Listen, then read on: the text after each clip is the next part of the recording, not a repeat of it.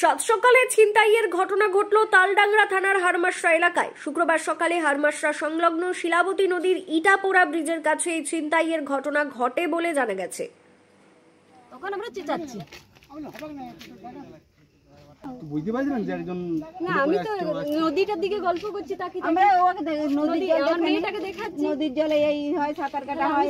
সূত্রের খবর, বাঁকুড়া শহরের জুনবেদিয়ার বাসিন্দা সুমনা মণ্ডল এদিন তার মা ও দুই শিশু সন্তানকে সঙ্গে নিয়ে তালডাংরার লদ্দা গ্রামের এক আত্মীয়ের বাড়ি থেকে বাঁকুড়া খাতড়া ভায়া হারমাসরা রাস্তা ধরে টোটোতে চেপে খাতড়া থানার তিরিং গ্রামে যাচ্ছিলেন। ঠিক সেই সময় মোটর বাইক আরোহী তিন দুষ্কৃতী ভোজালি হাতে তাদের পথ আটকায়। কিছু বুঝে ওঠার আগেই ওই দুষ্কৃতী দলের দুই সদস্য সুমনা মণ্ডল ও তার শিশু কন্যার গলার চেন নিয়ে চম্পট দেয়।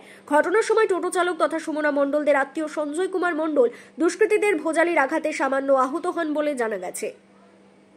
এসে পরে তিনজন মোটরসাইকেলে এসে পরে ভোজালি নিয়ে দাঁড় করিয়ে আমাদের ছিনতাই করলো। কি হার নিয়েছে, বাচ্চাটার নিয়েছে, বাচ্চাটার সোনার নয়। আর মায়েরটা চেষ্টা করেছিল, পারেনি। তাই এসে সামনে এসে দাঁড়ালো, দাঁড়িয়ে দুজন আমাদের দিকে চলে এসে ভোজালি বিছতে বিছতে করলো। তিনজন ছিল, দুজন নেমে মানে দুজনই ছিনতাই করেছে, আরেকজন মোটরসাইকেলেই ছিল। আমরা ইয়ের থেকে ব্রাহ্মণডিয়ার থেকে তিরিং যাচ্ছিলাম, মেসোর হাতে একটু লেগেছে। আসছিলাম, আস্তে আস্তে হারমাসে দাঁড়িয়েছি, ফলটা নিয়েছি, তারপরে নদীর উপরটা উঠেছি। একটা মোটরসাইকেলের তিনজন এলো, এর সামনেটা দাঁড়াইলো, আমার সামনেটাতে। আমি ভাবলাম যে হয়তো প্যাসেঞ্জার বলবে যে দুজন নামে গেল, দুজন নামতে বলে আমি ভাবলাম হয়তো গাড়ি উঠার জন্য বলবে। আমি বলি না, আমার গাড়ি হবে না।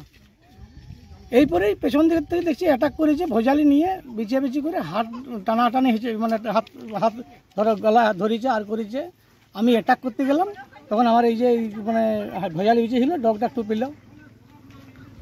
তারপরে ওরা আমি সঙ্গে সঙ্গে ফোন করলাম, বাপিকে করলাম, একটা এখানে লোককে ডাকাটাই করলাম। ওটা সেবিককে বললাম, আমার তো সেবিকের নাম্বার নেই, ওরা সেবিককে ফোন করে দিল। তারপর থেকে ওরা বললো যে ঠিক আছে তুমি এখানে দাঁড়াও, বা দেখছি সেবিককে নিয়ে যাচ্ছি। ওদিকের থেকে এসেছিল, ওদিকে ব্যাগ চলে গেছে। হারমাসা দিকে দুটো হার, আমাদের একটা সোনার ছিল, একটা সিটি গোল্ডের ছিল। আর একটা হার নিতে পারেনি, সেট আপ করে খুলে নিচে ফেলে দিয়েছিল ডোরের নিচেই। তারপর ওর সঙ্গে বেশিক্ষণ থাকে না, ওর সঙ্গে ব্যাগ চলে গেল। তিনজন ভোজালি দুটো ছিল, দুজনে দুটো ভোজালি। আর যে মানে যে চালাচ্ছিল গাড়ি, সে কিন্তু গাড়ি থেকে নামেনি। ওর পেছনে যে চেপেছিল তার জন্য নেমেছে। আমার মানে বাড়ি আমার তিন বাউন্ডার থেকে তিরিং। ওটা আমার ভাড়া নয়, আমার রিলেটিভ ছিল দুটোই, আমি জানাচ্ছিলাম।